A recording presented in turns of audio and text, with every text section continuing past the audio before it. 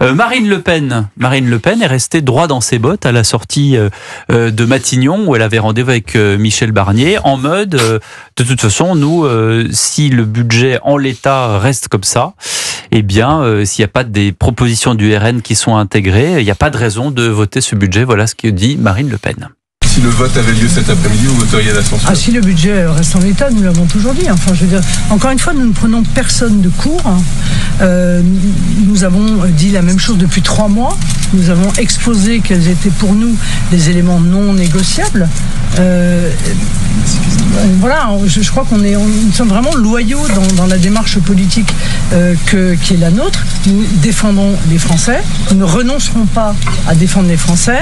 Et le petit discours, la petite musique reprise par l'intégralité des médias et diffusée directement de Matignon, consistant à dire, vous vous rendez compte, si jamais ce budget est refusé, s'il y a une censure, ça va être dramatique, ça va être le chaos, ça va être la chienlit, etc. etc. Je veux dire, si ce budget passe pas, c'est le budget de l'année dernière qui s'appliquera. Il est plutôt, somme toute, moins mauvais que celui-là. Voilà pour ce que dit Marine Le Pen. Il vaut mieux finalement le budget 2024 que le budget 2025. Jean-Michel Salvatore. Oui, mais le budget 2024, il suffira pas. Il va manquer 20 ou 30 milliards. Donc ça veut dire que peut-être qu'au mois de novembre, non, parce que 60, il a eu la main un peu lourde, mais il va manquer au moins 20 ou 30 milliards. Donc ça veut dire qu'au mois de novembre, il y aura plus de quoi payer les fonctionnaires. Moi, ce que j'entends quand même chez Marine Le Pen et d'une façon générale chez ses proches, c'est il y a les enchères sont en train de monter un petit peu. Jusqu'à aujourd'hui, on avait quand même le sentiment que si Michel Barnier faisait une concession sur une mesure importante, comme par exemple l'augmentation de l'électricité, ça suffirait. Et là, on a un peu le sentiment que non, ça ne suffira pas. Il faut qu'il y ait plusieurs trophées pour que le Rassemblement national renonce à voter la censure. Et là, donc, on voit bien que là, les difficultés deviennent de plus en plus importantes pour Barnier. Alors, évidemment, Barnier n'allait pas dire tout de suite, dès aujourd'hui, toutes les concessions qu'il était capable de faire, mais j'ai quand même le sentiment qu'il y a une telle dramaturgie que finalement, les concessions demandées vont devoir être beaucoup plus importantes qu'au début. Moi, je vous rejoins parce que, en fait, ce que Marine Le Pen demande à Michel Barnier, c'est de pas faire un budget de rigueur et de pas diminuer le déficit. Au fond, c'est la seule chose qui pourrait la satisfaire parce que Barnier, même s'il a eu la main un peu lourde, trouver 50 ou 60 milliards, ça suppose forcément de faire des choses impopulaires. Or, toute chose impopulaire sera censurée par Marine Le Pen. C'est ça la réalité. Et donc, elle dit le budget 2024, elle s'est sans doute pas aperçue que le déficit public avait explosé et complètement dérapé. Et donc, ça ne lui pose aucun problème qu'on continue à laisser déraper le déficit. Ça renseignera les électeurs sur ses priorités.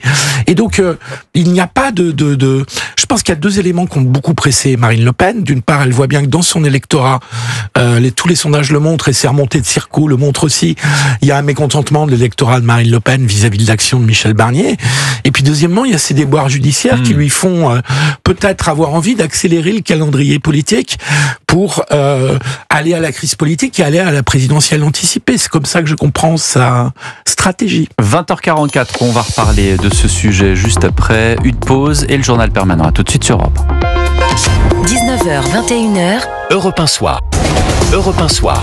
19h, 21h, Pierre de Villeneuve. Marine Le Pen qui, à la sortie de son entrevue avec le Premier ministre ce matin, dit « Nous voterons la censure en l'état ». Que répond le chef de file des députés EPR, c'est-à-dire la majorité présidentielle? Écoutez Gabriel Attal. La position qui est tenue par Madame Le Pen est totalement irresponsable. On ne joue pas à pile ou face avec l'avenir du pays. Michel Barnier, il n'a pas besoin qu'on le censure, il a besoin qu'on l'aide à réussir. Ça veut dire évidemment être exigeant. Et je le redis ici, augmenter le coût du travail pour la première fois depuis 30 ans, comme c'est prévu dans ce budget, me semble être dangereux. Et il y a d'autres chemins qui existent. On a fait des propositions avec les députés EPR. Mais franchement, dans le contexte que nous connaissons, tenir une position aussi irresponsable que celle que tient Madame Le Pen, jouer quelque part à pile ou face avec l'avenir du pays, sembler ne même pas se préoccuper des conséquences de ce type de choix, je pense que c'est pas à la hauteur des responsabilités. Alors que dit-on au PS? Écoutez Chloé Ridel, qui était l'invitée de BFM cet après-midi, porte-parole du Parti Socialiste. Il y a peut-être une autre solution. Si le gouvernement dépose un 49.3 sur le budget, nous voterons une motion de censure. parce que nous sommes fidèles à ce pourquoi les électeurs nous ont élus, et donc nous ne pouvons pas accepter ce projet de budget qui reviendrait sur l'ensemble des progrès avec lesquels nous l'avons enrichi ces derniers mois lors de la discussion parlementaire. Et si le gouvernement tombe, nous essaierons de trouver une majorité alternative à partir du programme du nouveau Front populaire. Alors, que pensez de ça? Boris Vallaud dit la même chose d'ailleurs. Oui, Boris Vallaud aussi, il s'est fait aussitôt taper sur les doigts par Monsieur Mélenchon. Mais oui. Là, le tweet le leader Maximo. Le leader Maximo a grondé immédiatement, puisque, en fait, on comprend bien qu'au PS, ils ont tiré quelques leçons de l'échec de cet été, et que donc ils ont compris qu'ils pouvaient pas avoir une majorité tout seuls à gauche. Et donc, ils sont en train de faire des ouvertures sur, comme dit Madame Ridel, des majorités alternatives. Donc, peut-être qu'ils ouvrent une voie, sur lequel on peut avoir par ailleurs des doutes, que ça puisse marcher, mais où ils ouvrent une voie de discussion pour un après-Barnier que beaucoup ont l'air d'entériner et de considérer que sa censure est quasi inéluctable. Au moins, le petite pointe d'optimisme, le PS a l'air de bouger et a l'air de considérer que de gouverner qu'avec des gens du nouveau Front populaire n'est pas la solution.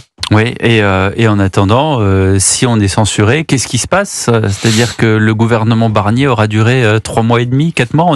C'est le retour à la 4ème République. C'est surtout, c'est pire que le retour à la case départ, parce que là, on voit bien que le Rassemblement national est dans une logique de censure, sauf surprise, et malgré tout dans une logique de chaos. On les entend quand même énormément parler de la démission du président de la République, beaucoup plus qu'il y a quelques jours. Et il voit bien que finalement... Tout en refusant la destitution. Bien sûr, voilà. Bien sûr, mais en disant finalement, on va créer des conditions telles que le président de la République ne pourra pas faire autrement que d'en tirer les conséquences. Ça pourrait arriver beaucoup plus vite qu'on ne l'imagine. Ça pourrait arriver dès la semaine prochaine. Enfin, pas la démission, mais la censure.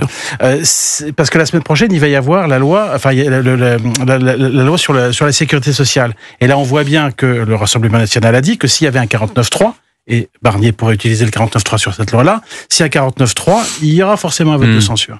Et donc là, il peut y avoir, dès la semaine prochaine, cette situation qui va déboucher malgré tout sur un chaos politique et sur un chaos économique. Oui, mais sur les textes budgétaires, on a l'habitude des 49.3. C'est ça qu'on a tendance à oublier. Mais sous la précédente législature où le 49.3 a été beaucoup utilisé, c'est ça. C'était les Républicains qui avaient la clé. Et les Républicains n'ont jamais, en totalité, voté la censure. Là, le problème, c'est que si Madame Le Pen décide de voter une motion de censure déposée par la gauche, alors ça ne fait pas un pli. Ce qui sera intéressant de voir, c'est que va faire Éric Ciotti, qui a quand même une poignée de députés avec lui. Est-ce qu'il va aller jusqu'à la censure de ses anciens copains des LR? Il a plus un poids symbolique. Ou est-ce qu'il va... Voilà. Parce que il n'a que 16 députés, sauf erreur de ma part, et les 126 du RN suffisent. Ils sont 143 au total, donc on va faire 143 moins 127.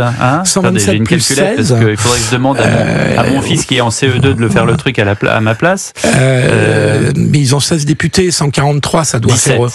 Voilà. Pardon, il doit y en avoir un qui est ni l'un ni l'autre. Exactement. Il y en a toujours un comme ça qui se balade entre deux partis. Mais les députés RN suffisent, en s'additionnant aux députés du nouveau Front populaire qui eux sont 192 ou 13, eh ben ça fait plus de 289 votes de censure et donc le gouvernement tombe. Donc c'est vraiment Marine Le Pen toute seule, sans même Éric Ciotti, peut renverser le gouvernement. Ouais, et là, je trouve que quand elle dit oui, tout le monde essaye de nous faire peur avec le chaos, etc. Je suis désolé. Non, mais c'est vrai. Mais c'est vrai, ça va être le chaos. C'est vrai, ça va être le chaos. Madame Le Pen, t'as envie de lui dire, mais oui. Est-ce que ça va être la crise Est-ce que ça va être la crise financière qu'on annonce? Est-ce que ça sera pour ce coup-là ou pour dans 3 mois ou dans 6 mois? Moi, je n'en sais rien. Mais en tout cas, on sera dans une situation politique, budgétaire et économique qui va être absolument dramatique. Et je pense que là, il y a quand même un risque pour Madame Le Pen. Madame Le Pen qui, depuis des années, essaye de notabiliser son parti.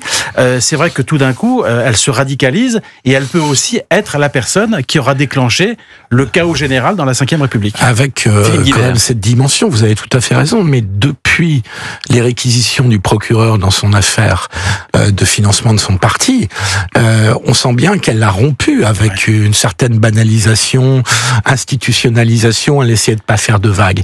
C'est-à-dire que là, elle considère que puisque elle risque d'être éliminée politiquement, eh bien, il faut aller à la crise de régime. Je pense que, au fond d'elle-même, elle se dit, ça ne sert plus à rien d'essayer de plaire au système, puisque le système est capable de m'éliminer politiquement. Et les électeurs sont quand même vraiment là-dedans. Mais il y a un sondage qui montrait que 67% des électeurs du Rassemblement national, vous le souhaitent la censure. Donc ça pèse quand même énormément. Mais alors, on n'a quand même pas beaucoup parlé de ce que dit Vallaud et ce que dit Ridel, à part le fait que vous avez dit qu'il s'est fait taper pour Mélenchon. Bon, ça c'est à peu près normal, mais c'est quoi la solution alternative? C'est on censure et derrière on fait un gouvernement de gauche, comme on le dit depuis des semaines, parce que ça serait, d'ailleurs il y a eu des rumeurs comme quoi ça serait peut-être quelque chose que le président souhaitait. Est-ce que vous voyez aujourd'hui un gouvernement Cazeneuve? Ça supposerait que le PS aille jusqu'au bout de sa logique, c'est-à-dire s'il veut une majorité alternative, ça supposerait une rupture avec LFI.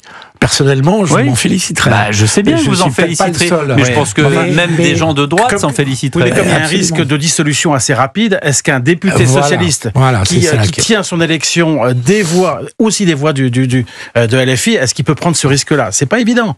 C'est pas évident. Donc, eux aussi sont coincés. On en revient à un problème fondamental français, qui est pas que français, qui est celui du carriérisme politique. C'est-à-dire que je pense à ma carrière d'abord, avant de penser à la nation. Après, vous allez me dire, vous sortez que les grands mots peut-être, mais en attendant, on est quand même dans une situation où on aimerait, comme le disait Gabriel Attal, on est tous là pour aider M. Barnier à s'en sortir, à sortir la France. Absolument, mais le scrutin majoritaire n'aide pas. Il bloque le Parti socialiste parce que ce que disait Jean-Michel est tout à fait exact. Avec un scrutin proportionnel, c'est peut-être là où il peut y avoir un accord. Ça libérerait le PS qui pourrait, comme aux européennes avec Glucksmann, présenter ses propres listes et obtenir un score intéressant. Parce que le scrutin majoritaire, il est fait pour un système bipartisan. Exactement. À partir du moment où il y en a 3, ça devient compliqué, ça marche plus. Ça ne peut plus marcher. Ça ne peut plus marcher. Voilà ce qu'on pouvait dire à ce stade. Merci beaucoup, Jean-Michel Salvatore. Merci à vous.